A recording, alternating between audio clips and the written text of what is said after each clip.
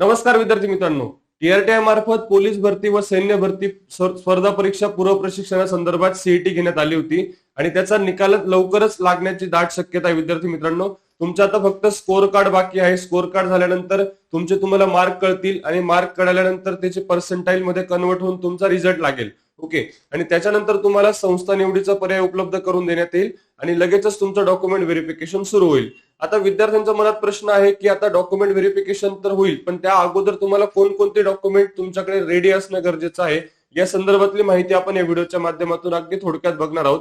बघा विद्यार्थी मित्रांनो, आता तुम्हाला डीव्ही साठी म्हणजे डॉक्युमेंट व्हेरिफिकेशन साठी कोणकोणती कागदपत्रे लागणार तुम्हाला आणि विद्यार्थ्यांनी घ्यावं याची काळजी.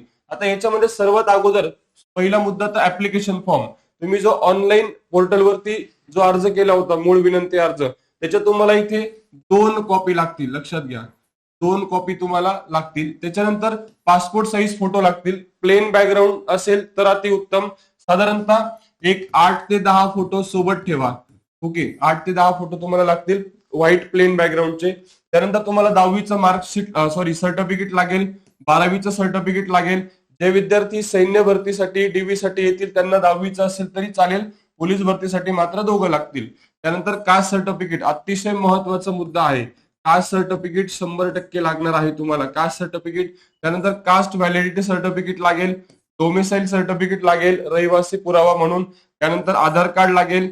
आधार कार्ड लिंक असलेला मोबाईल नंबर तुमच्याकडे असणं गरजेचं आहे. Mobile number. त्याच्यानंतर पॅन कार्ड लागेल, बँक पासबुक लागेल. आता बँक पासबुक अतिशय महत्वाचा मुद्दा आहे. बँक पासबुक मध्ये तुम्हाला बँक पासबुक तुमचा जे अकाउंट आहे ते आधारशी लिंक असणं गरजेचं आहे. केवायसी झालेली पाहिजे.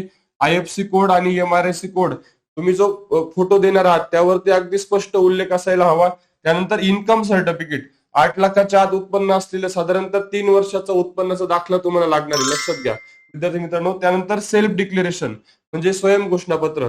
याबाबत मी तुम्हाला एक सविस्तर व्हिडिओ घेऊनच येईल.